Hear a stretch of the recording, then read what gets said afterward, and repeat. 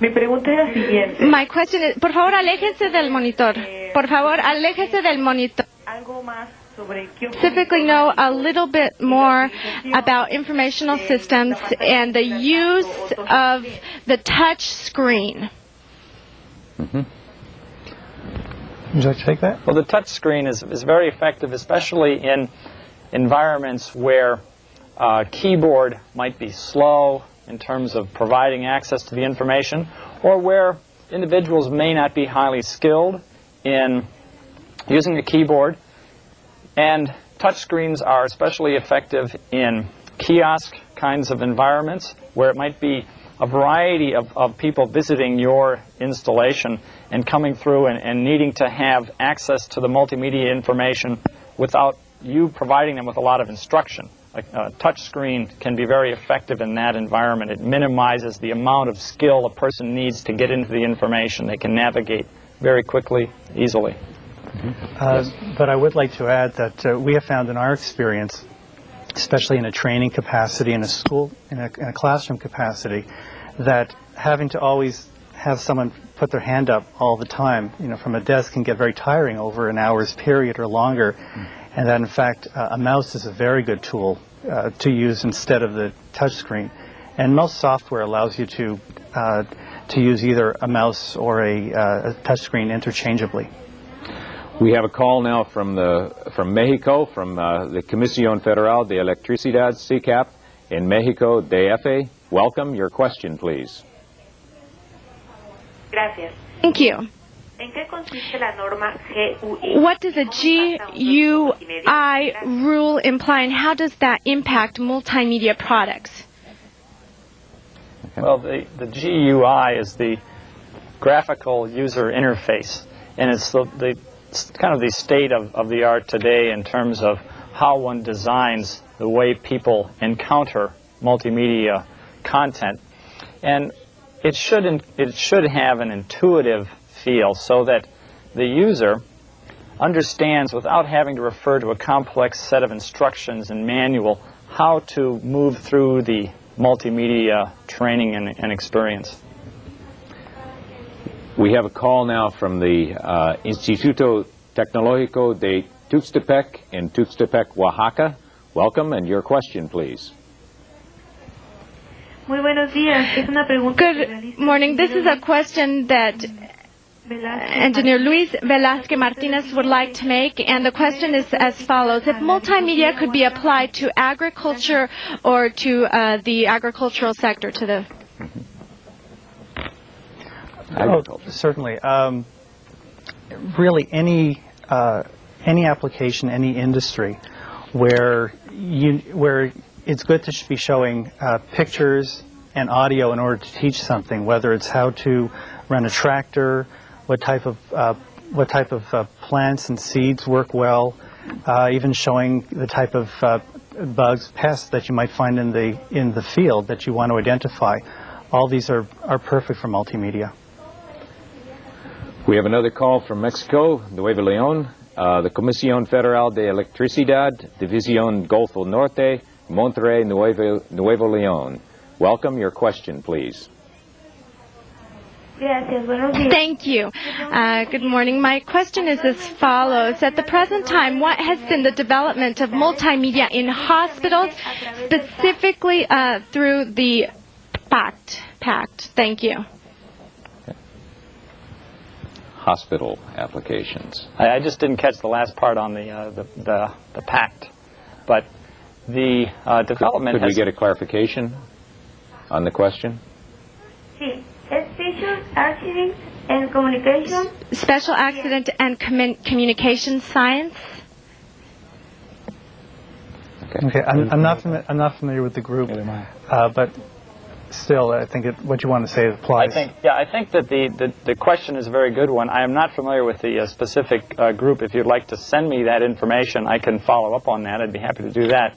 But in general, there's been some useful development in terms of communication between doctor, patient or care provider and care recipient. But I think there really are opportunities to expand what's been available in that environment for that kind of situation, but also for applications of diagnosis and treatment. There have been some excellent kinds of developments in training for that. Okay. And we have a call from Argentina, the Universidad Nacional de Córdoba in Argentina. Welcome. Your question, please.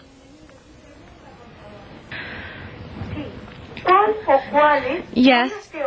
Which are the learning theories that support multimedia applications and use? Thank you. Well, there are a number that support it.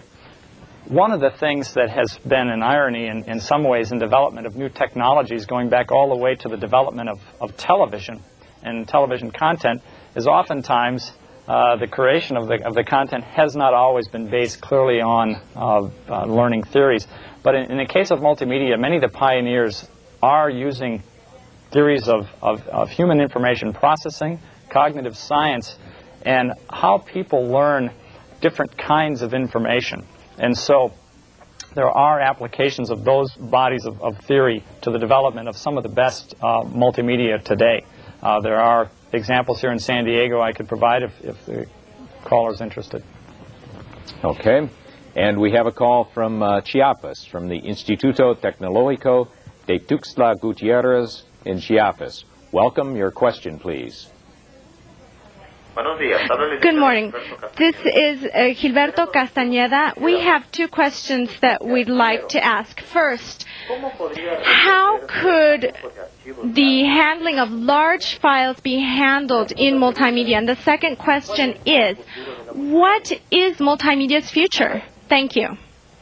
Very good. Two questions. Okay. On the first one, handling of large files, the first one that's been done traditionally is the hard drive on the computer, but more so now is the new CD-ROM, which I'll be talking about shortly. It allows you to put 650 megabytes of information, be it your code, your video, your audio, all into one CD-ROM. And what's nice is it's portable. You can move it around from station to station. As far as its future, it's certainly no passing fad. It's here and it's going to stay.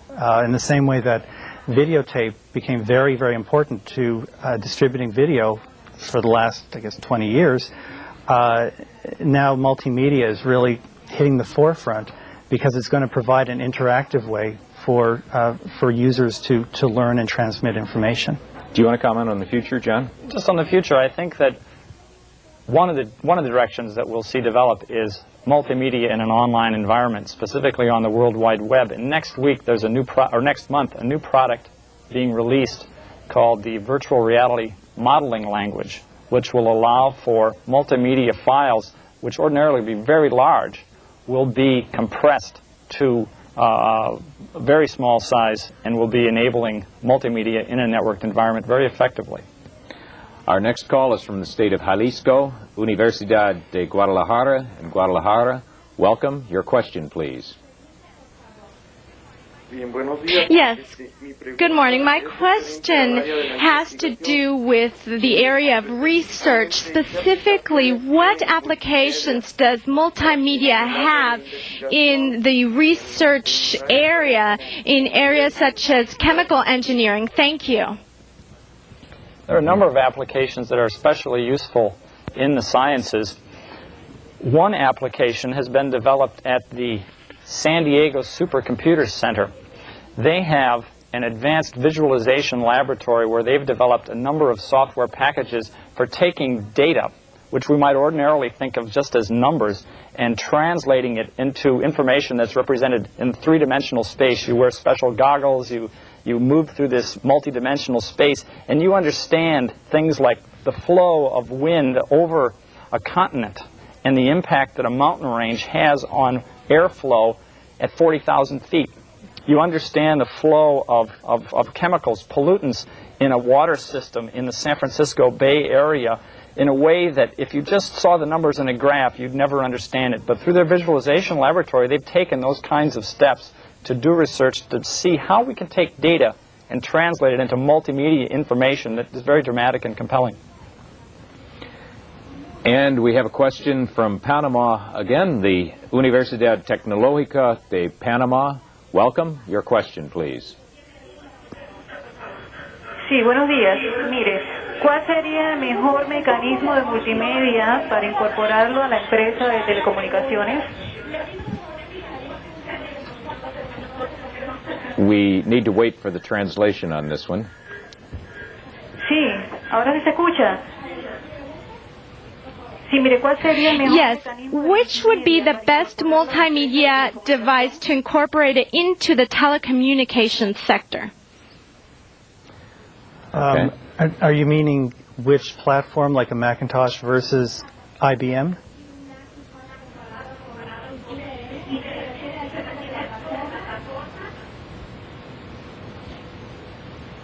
Un momentito. Sí, sí se refiere a eso. Yes, we are referring to that. Okay. Okay. Actually, it's an easy answer, really. It can be either.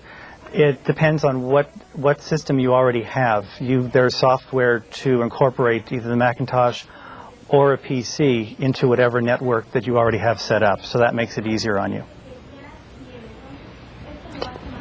Is your impression the same?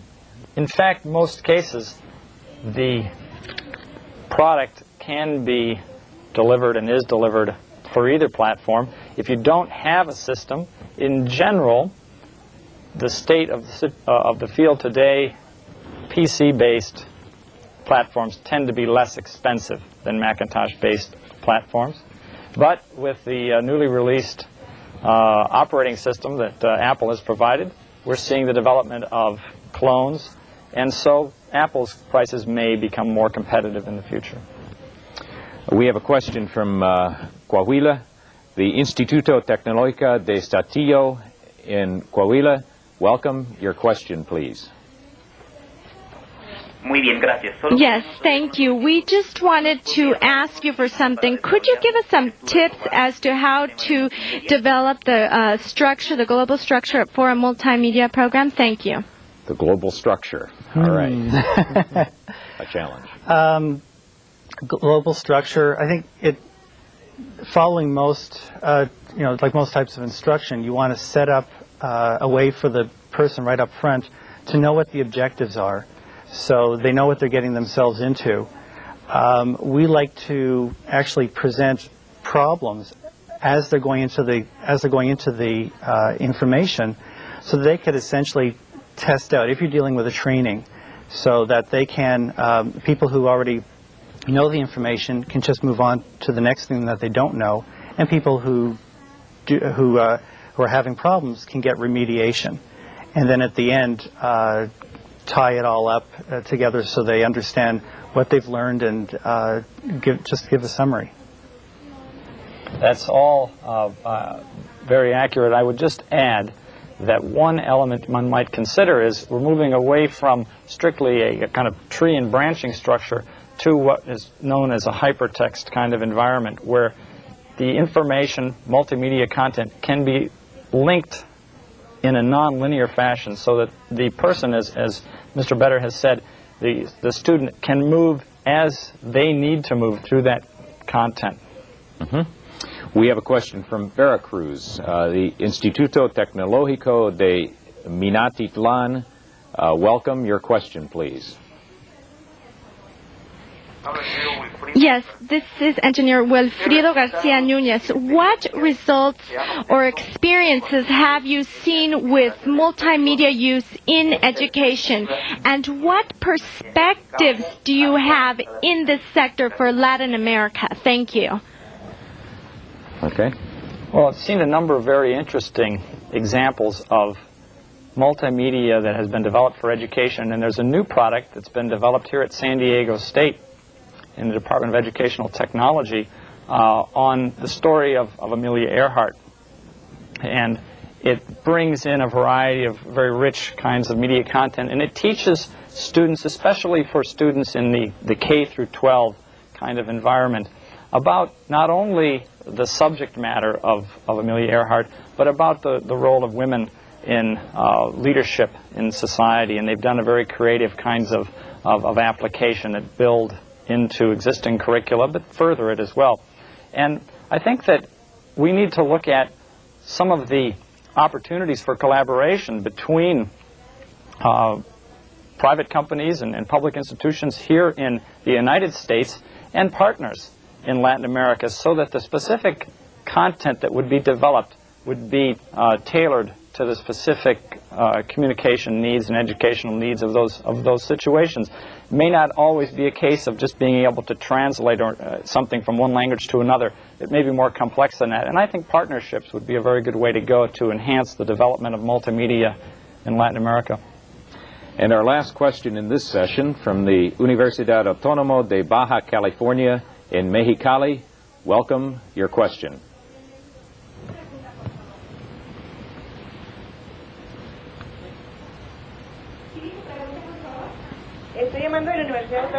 From the La Universidad Autónoma de Baja California, Mexicali School of Law. This is Rosa María Contreras, and I would like to ask, how is virtual reality being looked at within the context of multimedia? Thank you very much. Virtual reality. Well, actually, virtual reality takes you one step closer to the real experience. Whereas in the past you just had flat graphics, now with virtual reality, it can take you into the actual scene of the thing that you're interested in. Be it in law, it might take you actually right into the courtroom. The thing that Dr. Pavlik was mentioning before was where you can actually put on goggles and be immersed that way. But in fact, a lot of virtual reality right now is being done just on the flat computer screen, but given a 3D environment where you're moving around and thus better learning what you want to learn because you feel like you're a part of it. Let us continue now with Module 2, where Mr. Better explains the uses of multimedia in today's organizations.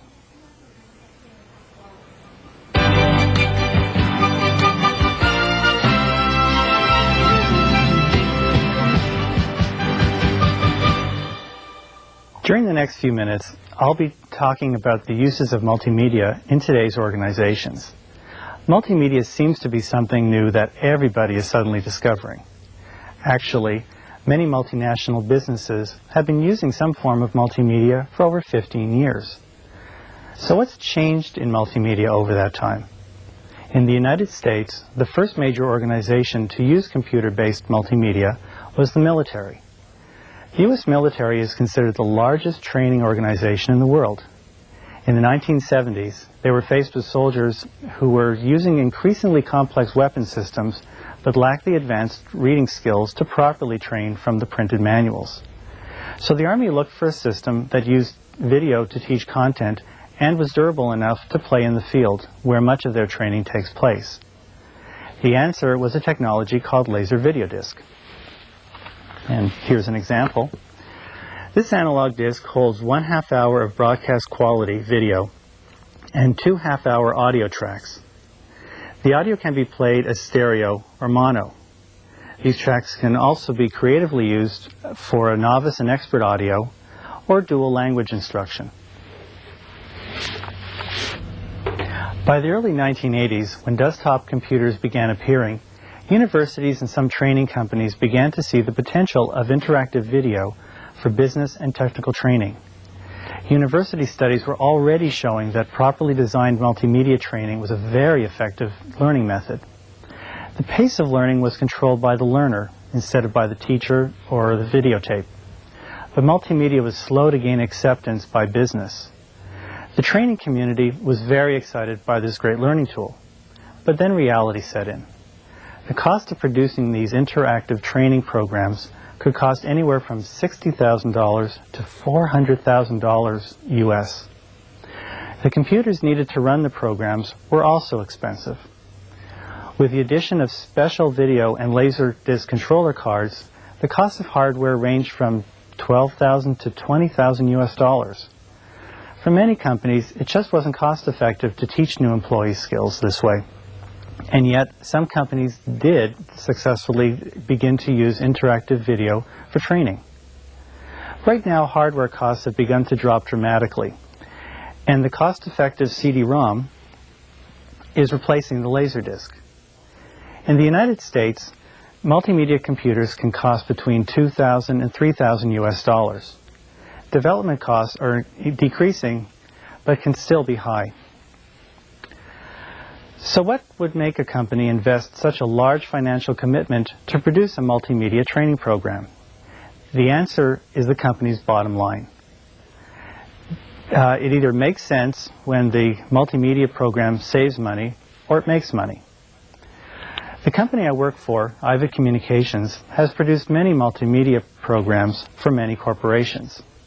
Let's look at the example of the Ford Motor Company's North American division. Every year, Ford spends tens of millions of dollars on training for most of their employees. Those costs rise every year. Like you, they are always looking for ways to lower training costs. One way they have lowered these training costs in the technical training area is by using multimedia courses for car mechanics who work in the dealership. Most training for Ford's mechanics take place at regional training centers away from work. The mechanic is gone from the dealership for 1 or more days, and during the time, the dealership is missing a valuable mechanic, as well as paying training and travel expenses. And the mechanic is only making a portion of what he would normally make repairing cars. Ford's solution was to take the training from the classroom and move it back to the workplace. Their plan calls for placing at least one multimedia system in a room off the car repair service area. Either during a work training break or after hours, the mechanic gets on the system. The course was developed so the learner can conveniently complete a few sections at a time, leave, and then come back another time and easily continue. These programs incorporate video, audio, still, and animated graphics. So how cost-effective are these programs for Ford? Well, because of the number of people using them, they usually pay for themselves in 6 to 12 months. For smaller companies, it may take a few years, but the savings are definitely there. In the area of technical training, I've already mentioned some applications for military and manufacturing companies. The medical profession is a major user of multimedia to teach medical students how to properly diagnose and treat patients. It's especially good at training medical staff on procedures and diseases that are rare, but still are important to know about. Manufacturers use it in training workers for assembly line processes. Other industries, such as hotel and restaurant chains, use multimedia to teach customer service skills. In this case, the student watches a video presentation of a customer making a request or complaining about a problem. The student is then given choices of how to respond to the customer. Based on that answer, the student learns the right way and wrong way to respond to a customer. Banks use this technique to teach tellers and loan officers how to handle customers' problems. Insurance companies teach agents how to sell insurance. And government agencies use multimedia to inform employees and the public about government services and regulations. The reason all these organizations use multimedia is because it's been proven to be more effective than most other forms of training. In the last 15 years, universities in North America and Europe have compared learning using traditional training methods, from classroom to videotape, with interactive multimedia. Most results show not only faster learning, but that students also retain more of the information. It's typical for a student to complete an interactive training program 25 to 40% faster than the equivalent classroom course, and get better test results. Companies looking for a more efficient training system cannot do better than a multimedia program. Because multimedia can be costly to develop and produce, you need to decide if it gives you an advantage over other presentation forms, such as print, slide tape, or video. If your presentation is mostly page turning, that is, presenting your content in a linear fashion, then there are cheaper ways than multimedia to show or teach the information. But if you want your users to interact with the content and really get involved with it, there's nothing better than a computer-based multimedia program. Now, what common mistakes are made in designing a multimedia program? For one, not making the program interactive. Having a viewer read text on a screen, touch a continue button, watch some linear video and touch a continue button again, and so on, is not an interactive program. That person is just moving the information along.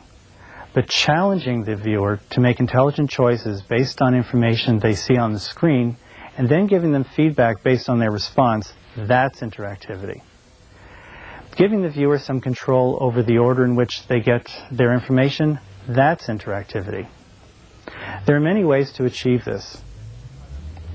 Sometimes you get so caught up in the content that you forget to write to the experience level of the audience. Are they novices or experts? Are you writing down to your audiences and boring them, or are you losing them by not providing enough background information? It's easiest to deal with this problem when all your audience is at the same skill level. However, if this is not the case, a well-designed computer-based program can adjust itself to the viewer's level of experience. Here's an example. The program we produce for Ford, they're seen by mechanics who range from 1 year to 10 years experience. To make sure that the program is relevant to all users, we could provide a pretest. The computer would track which questions the student answers correctly. And at the end of the test, the student finds out which topics he understands and doesn't need to take. The problem with this design is that the learner can get tired of taking so many questions before he even gets the chance to see the actual content. The solution we prefer is to include the pretest within the body of the course. We start each topic with a topic-related question. If the mechanic answers the question correctly, he receives feedback and then moves on to the next topic. There's no need to slow down the mechanic, teaching him information he already knows. The mechanic with less experience might get the question wrong. He would then go through the lesson in a normal way. Another common design mistake is not connecting information to real-world experiences. People often have difficulty applying theory to the real world.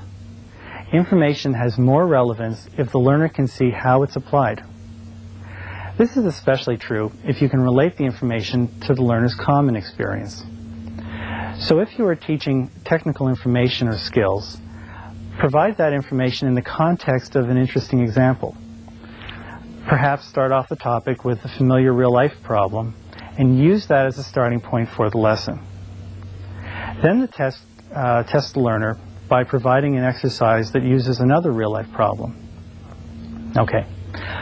Are you also writing to a secondary audience? This is a problem that's not usually considered, but can have significant consequences. It's based on personal experience. Here's the real-life situation. I was producing a multimedia program for car mechanics who work for car dealerships. The original client, Ford Customer Service, requested that we teach mechanics about how car electrical systems work. After analyzing the audience, content, and course objectives, we designed the course. It taught the theory and gave repair practice problems. Then we received word that the dealership owners wanted to really emphasize the type of repairs mechanics would commonly see in their service base. So we modified the design so that even the theory was presented in the context of a real-life problem. So here's the lesson I learned. Because the dealership owners make the final decision whether to purchase the program, if it doesn't meet the dealer's needs, the mechanics will never see the program, no matter how good it is. Thus, while the mechanics are the primary audience, the dealers became our secondary audience. So the general lesson is, check if your multimedia program is going to be approved or bought by a group other than the department that's paying for the actual production. For that other group may ultimately be the audience you're writing for. Whatever type of multimedia program you're involved with, there are always going to be a number of different limitations and concerns on the project that you are going to have to deal with. How you balance those constraints will affect whether the program meets your expectations, your client's expectations, and whether you stay within your schedule and budget. What restrictions is a client or your supervisor giving you? Are you getting an adequate budget? Will you have all the resources you need to properly do the job, such as people, hardware, and software? When is the final deadline? What is the scope of the subject that's being covered? Is it reasonable? Should the program really be broken up into 2 or more courses? Is the client assessment of the audience's needs accurate? What is the schedule? Is it reasonable? This can affect the project scope. If by some small remote chance the project is not completed on time, is there some room to let it slip? Are there parts of the project where the schedule can slip but be realistically made up elsewhere? If you are not the expert, is there one regularly available? This can be a real problem. Very often, the subject matter expert is assigned to help you, but is still required to do his or her other full-time job. That person doesn't realize that you may be calling him or her a lot. When the expert is assigned, make sure that your needs are clear from the start and see that that's not going to be a problem. Is the expert knowledge gained from classroom experience or from actually working in the field?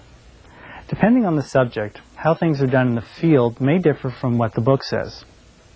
And let me just add, though, that sometimes the company does want you to teach the book, even though everyone knows that things are done differently outside the classroom. While analyzing your audience and content, are you able to talk directly to the people you're writing the program for? Or are you only getting information from supervisors and higher?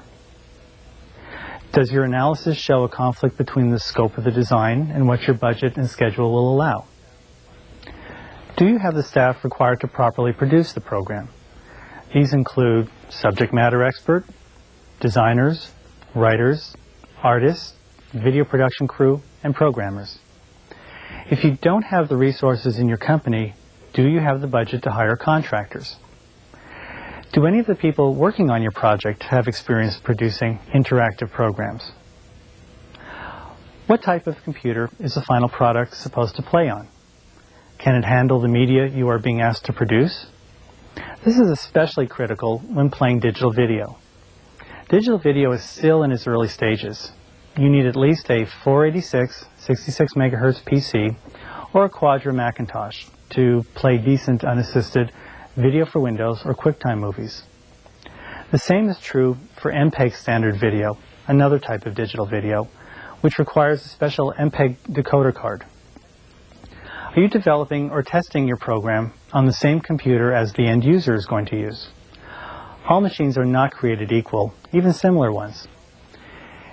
If your development computer is not exactly like the one your audience will be using, run some tests to make sure the program will run exactly the same on both.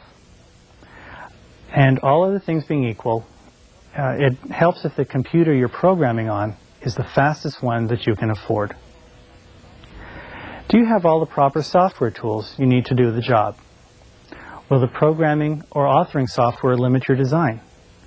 How well does it handle animation and graphics overlaid on top of video? Is your graphics software flexible enough to handle your color needs or palette conflicts? Finally, what about your ability to handle the job? How well do you manage yourself and others? Are you able to deal with the constraints I've covered? Your resourcefulness and creativity will influence how well you deal with any or all of these constraints. I wish I could give you a definitive list of what things you should do and what to avoid in order to produce a perfect multimedia program. Unfortunately, I can't. After all the programs I've produced, the only constant I have found is that every program is a little different. You might be pushing the technology a little. You might be using some new software that will let you do the job better or differently. Or you might be asked to produce a program in a shorter period than you've done before. The best you can do is start from my list of things to be aware of, and then keep adding your experiences to it. There are so many areas that you need to keep track of when producing a multimedia program. Project management, content, design, graphics, video and audio, and programming. If you don't have experience producing an interactive program, hire someone who does. Even if you're familiar with linear video production, you'll find problems unique to non-linear interactive production. There are plenty of problems that will come up unexpectedly that will increase your schedule and budget fast.